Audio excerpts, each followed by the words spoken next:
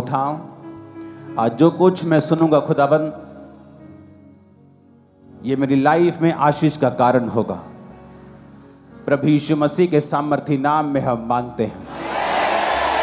जब बाइबल कहती है कि इजरायली लोग प्रार्थना कर रहे थे कि परमेश्वर हमें इस मजदूरी से, इस दुखी कामों से छुड़ा जिससे उनका जीवन दुखी हो गया था, तो बाइबल कहती है परमेश्वर ने मूसा को भेजा और मूसा के जरिए अपने वचनों को भेजा। मेरा विश्वास है कि ये वचन जब आप सुनेंगे, आपके हृदय से परमेश्वर बात करेगा और आप छूट जाएंगे अज्ञानता से भी, शैतान से भी, बंधनों से भी।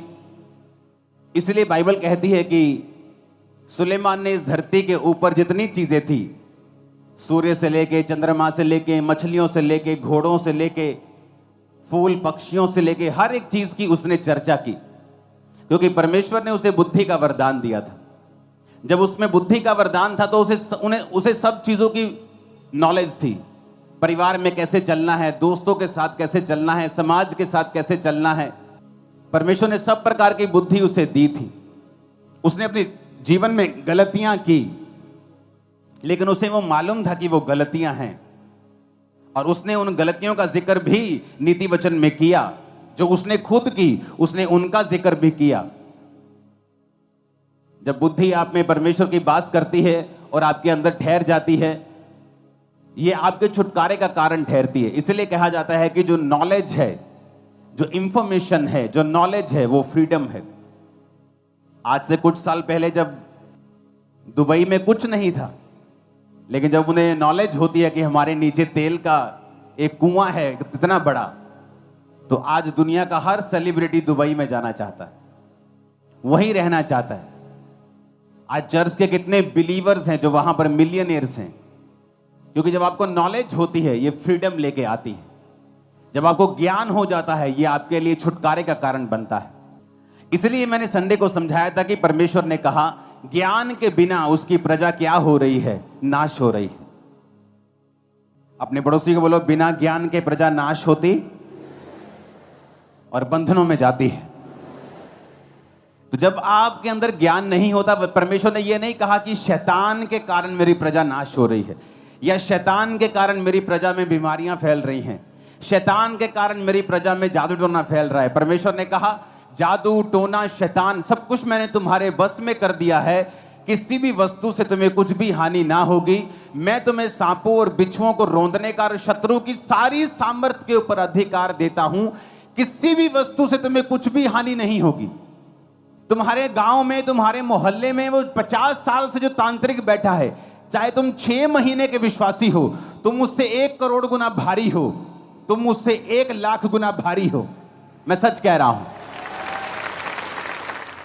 बात यह है कि अब चर्च को उस जगह के ऊपर लाया जाए जहां से चर्च को यह बात की नॉलेज हो जाए कि अगर हमारे अंदर परमेश्वर का ज्ञान नहीं है तो शैतान कभी भी आपको हरा सकता है। इसीलिए जब परमेश्वर यीशु मसीह के लिए आकाश खुल गया था, आकाशवाणी हुई। इमेजिन करो आपके लिए आकाश खुल जाए और ऊपर से परमेश्वर की डायरेक्ट आपको आवाज आए कि तू मेरा प्रिय बेटा है, मैं तुझसे बहुत खुश हूं, और सारी दुनिया इसकी विटनेस हो। और तो भी शैतान यीशु मसीह के पास आकर कहता है यदि तू परमेश्वर का बेटा है तो इन पत्थरों को बोलिए रोटियां बन जाएं। इसका मतलब क्या? चाहे आपने कैंसर से छुटकारा पाया हो, चाहे आपने बड़ी बीमारी से छुटकारा पाया हो, चाहे आपने पवित्र आत्मा का वरदान पाया हो, चाहे आपने परमेश्वर को देखा हो, परमेश्वर की आवाज सुनी हो, फिर भी शैतान आपको गिराने की कोशिश करेगा अगर आपके अंदर परमेश्वर का वचन नहीं है। तो यीशु मसीह ने तब शैतान को यह नहीं कहा कि शैतान मेरे लिए आकाशवाणी हुई थी कि मैं उसका प्रिय बेटा हूं। परमेश्वर ने कहा शैतान, लिखा है इंसान केवल रोटी से नहीं परंतु परमेश्वर के मुख से निकले एक एक वचन से जीवित रहेगा। यानी अगर परमेश्वर यीशु मसीह को भी वचन का ज्ञान नहीं होता तो भी वो शैतान को हरा नहीं पाते। इसलिए आपने ये बहुत ध्यान से देखा होगा कि प्रभु यीशु मसीह को स्क्रिप्चर्स की, बाइबल की बड़ी अच्छी नॉलेज थी। जब वो आराधनालय में बाइबल पढ़ने के लिए यशाया की पुस्तक पढ़ रहे थे कि यहोवा का आत्मा मुझ पे है, तो परमेश्वर ने कहा था आज ये लेख तुम सबके सामने पूरा हुआ है क्योंकि ये वचन मेरे लिए लिखा गया था। कितने मेरी बातों को समझ रहे हैं? मैं अभी वचन पे नहीं आया हूं, मैं आपका बेस बना रहा हूं कि क्यों वचन को सुनना और समझना और इस पे चलना हमारे लिए इंपॉर्टेंट है। हालेलुया। आज जो बिलीवर्स हैं उनके लिए परमेश्वर ने एक मैसेज दिया है मुझे, और जब आप ये मैसेज सुन रहे होंगे तो परमेश्वर का आत्मा आपसे बात करेगा 100%। तो सबसे पहली चीज जो वचन ये कहता है कि हमें किस चीज की जरूरत सबसे ज्यादा है। नीति वचन 2:4 में लिखा है, तू बुद्धि को चांदी के समान ढूंढे और गुप्त धन के समान उसकी खोज में लगा रहे। परमेश्वर ने अलग अलग जगह पे नीति वचन में, बाइबल में लिखा है कि कुंदन अगर एक साइड रखा हो, सोना रखा हो, हीरे मोती रखे हो और एक साइड पे बुद्धि रखी हो, तो हमेशा बुद्धि को चुनना। अगर तेरे पास बुद्धि है तो तू ऐसे हीरे मोती सोना बहुत कुछ कमा सकता है और उन्हें बनाए रख सकता है। लेकिन अगर तेरे पास बुद्धि नहीं है तो तू सोना और चांदी तेरे पास आ सकती है, लेकिन बुद्धि ना होने की वजह से वो थोड़े ही दिनों की होगी। तो परमेश्वर ने हमेशा ये वचन में लिखा है कि जो बुद्धि है वो तेरे पास हमेशा होनी चाहिए। लेकिन आज जब आप एक बिलीवर को देखते हैं और उसे बुद्धि के बिना देखते हैं तो उसके नुकसान क्या होते हैं और बुद्धि के बिना किस तरह एक बिलीवर को अपनी लाइफ में सफर होना पड़ता है, आज हम उसे समझेंगे। आज के वचन का जो शीर्षक है उसका नाम है ए पांडा लाइक बिलीवर। ये पांडा चाइना में मिलता है, इसे सफेद काला भालू भी बोल सकते हो। ए पांडा लाइक बिलीवर।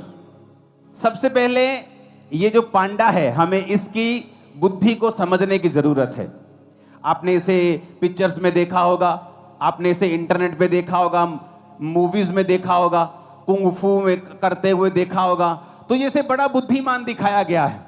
लेकिन एक्चुअल में जब आप इंटरनेट के ऊपर स्टडी करेंगे तो आपको ये मालूम होगा कि ये पांडा है, ये जो भालू आपको दिख रहा है जिसे पांडा कहते हैं, ये दुनिया के 5 सबसे मूर्ख जानवरों में से एक है।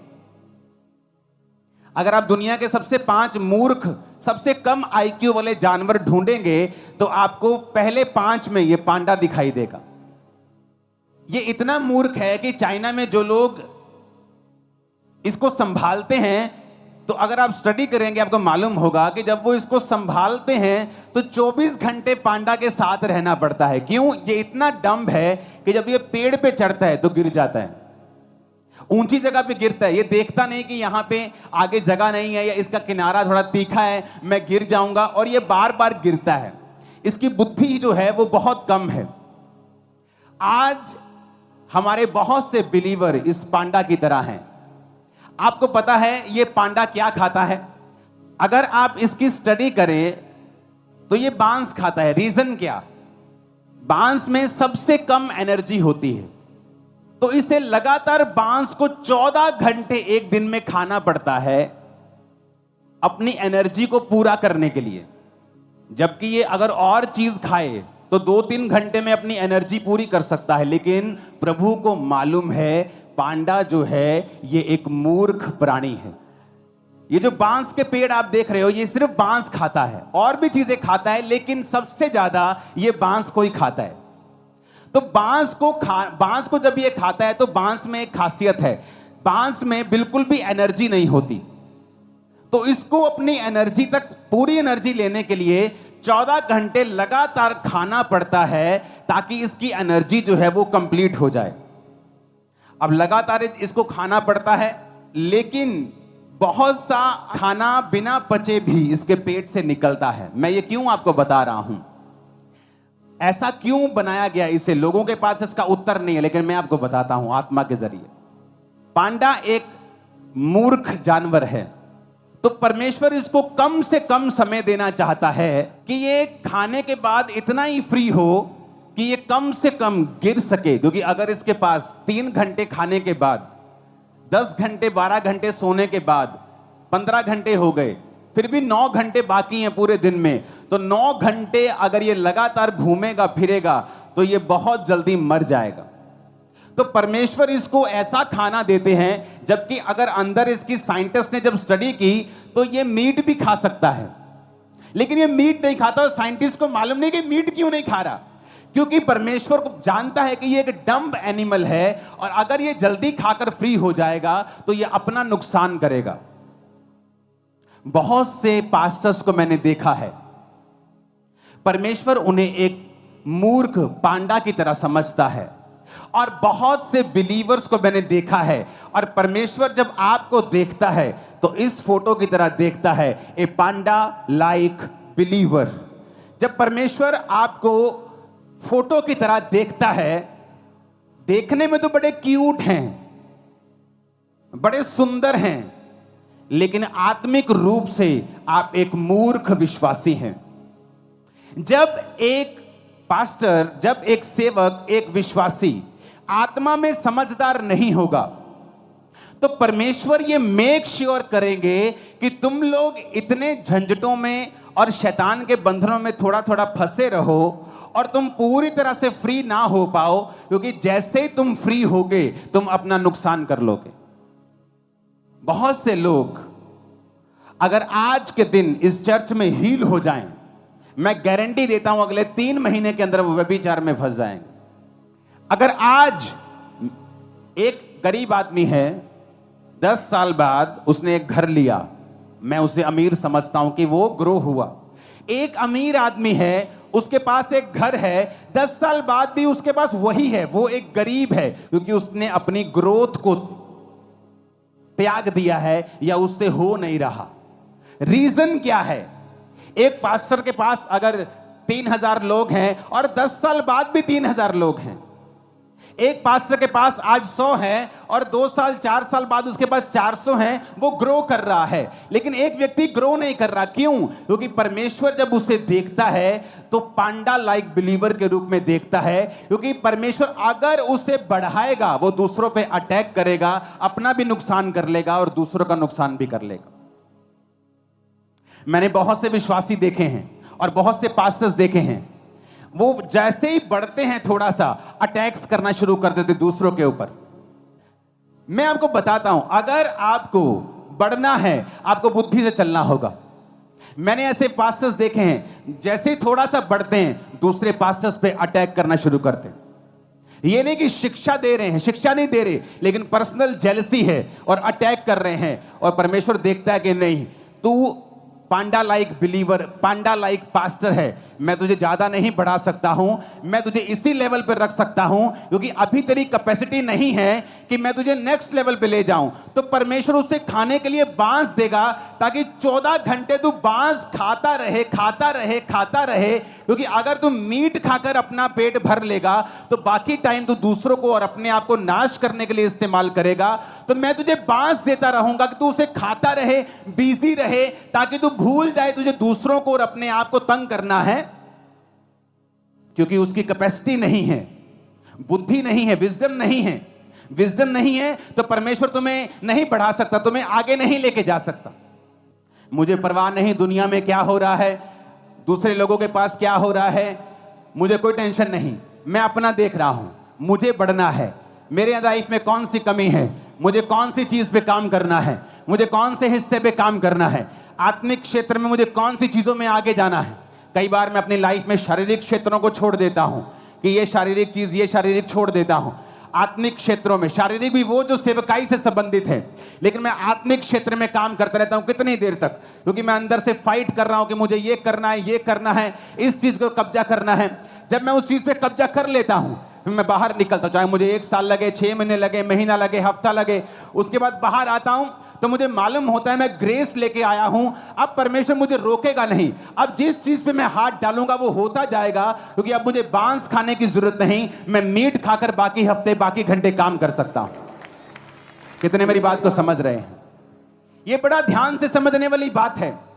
अगर आप एक ऐसे पास्टर हैं जो चुगलियां करते हैं, आप एक ऐसे पास्टर हैं जो दूसरे पास्टर्स की सेवकाई में क्या हो रहा है आपको ज्यादा इसका ज्यादा आपको लालसा है, ज्यादा आपको चुगली वाला वो एक अंदर से कीड़ा है, तो परमेश्वर ये मेक श्योर करेगा कि आप उस छोटी सी सेवकाई और छोटे से दायरे में ही रहें और उसी बांस को खाते रहें, क्योंकि परमेश्वर नहीं चाहता कि आप 2-3 घंटे में मांस खाएं और बाकी दिन आप बिना बुद्धि के घूमें और दूसरों को भी नाश करें और अपना भी नाश करें।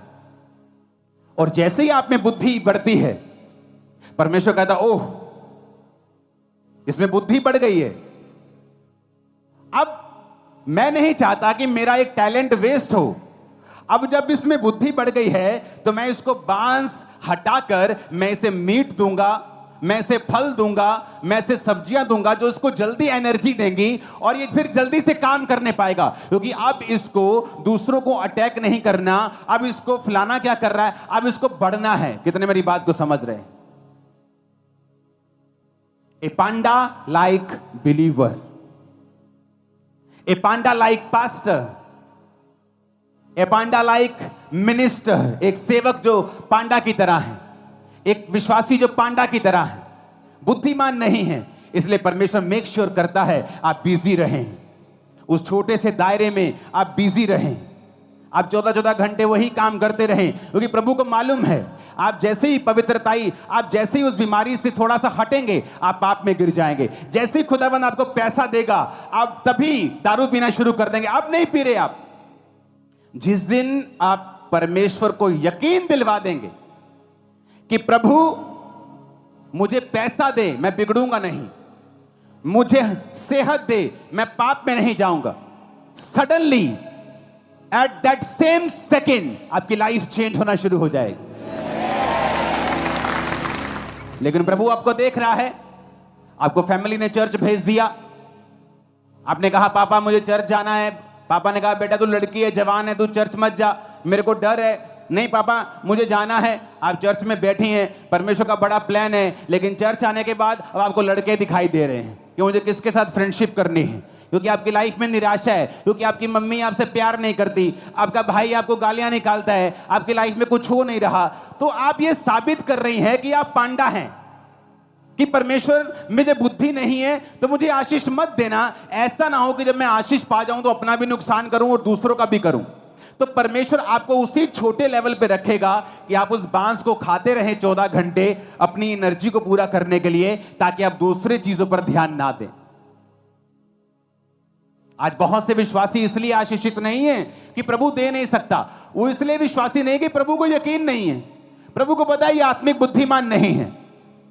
ये जैसे ही आज अगर चर्च में अनाउंसमेंट होती है ना, अच्छा ठेकेदार चाहिए 10 तरह के, 10 तरह के ठेकेदार चाहिए, कल को चर्च में आ जाना। आप हैरान हो जाएंगे, जो क्रिश्चियन ठेकेदार हैं उनका काम भी जीरो है, सबका नहीं, अच्छे क्रिश्चियन भी ठेकेदार हैं, लेकिन दूसरों से वो ज्यादा ठगियां मारने वाले हैं।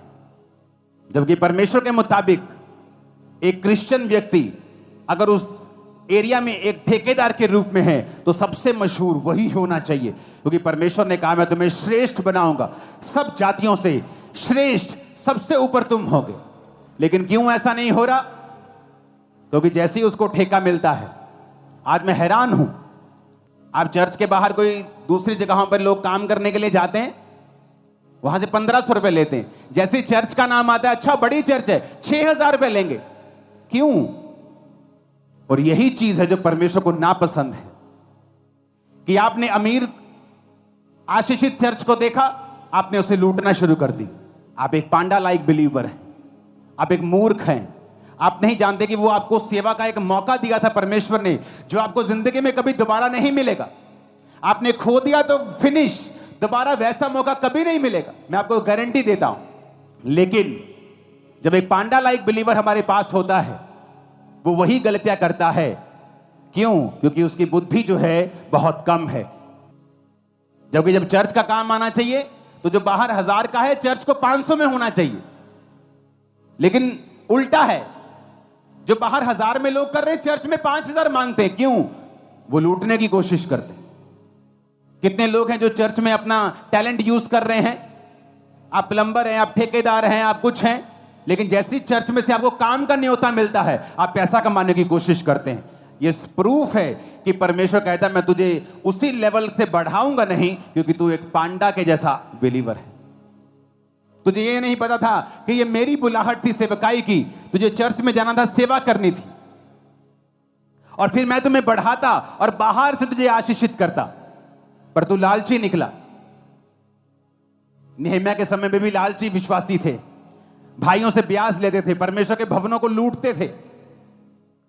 तो ये आज अगर बढ़ना है तो परमेश्वर पर निर्भर नहीं करता, हम पर निर्भर करता है कि हमारे अंदर परमेश्वर की कितनी बुद्धि है। क्या हम परमेश्वर के प्लान को समझ पा रहे हैं? क्या हम परमेश्वर के इंतजाम को समझ पा रहे हैं जो परमेश्वर हमारे बीच में होकर कर रहा है? क्या हम समझ पा रहे हैं कि परमेश्वर हमें मौका दे रहा है? क्या हम समझ पा रहे हैं कि हम आशीषित इसलिए नहीं हैं क्योंकि हमारा कैरेक्टर अभी तक परमानेंट नहीं है? हमारा कैरेक्टर बहुत ही पानी के ऊपर जैसे डड्डू तैरते हैं उनकी तरह है, गहरी जाने वाली मछलियों की तरह नहीं है। आज लोग व्यभिचार नहीं करते क्योंकि उनको मौका नहीं मिला। आज चोरी नहीं करते, उनको मौका नहीं मिला। जैसे चर्च में ब्रांच में ड्यूटी मिलती है वैसे चोरियां करने शुरू कर देते। क्यों? क्योंकि तुम असल में एक चोर थे, असल में एक व्यभिचारी थे, इसलिए परमेश्वर ने तुमको बढ़ाया नहीं। क्यों नहीं बढ़ाया? क्योंकि तुम एक पांडा की तरह बिलीवर हो। वो तुम्हें जांच रहा था, परख रहा था, तुम अपनी जांच में परख में फेल निकले। सबको जय मसीह की। मैं जतिन बब्बर और आप देख रहे हैं मसीह परिवार चैनल। जैसे कि आप सब जानते हैं कि मैं इस चैनल पे प्रभु के अलग अलग दासों की वीडियोस डालता हूं, तो अगर आपको हमारा चैनल अच्छा लगता है तो आप इस चैनल को ज़्यादा से ज़्यादा सब्सक्राइब जरूर करें ताकि आप प्रभु के वचन को सुन सके। वीडियोस को ज़्यादा से ज़्यादा शेयर करें ताकि जिन लोगों तक वचन नहीं पहुंचा उन तक भी वचन पहुंच सके। सबको जय मसीह की। एक बार मैं आपसे दोबारा कहूँगा कि इस चैनल को सब्सक्राइब जरूर करें और वीडियोस को ज़्यादा से ज़्यादा शेयर करें। जय मसीह की।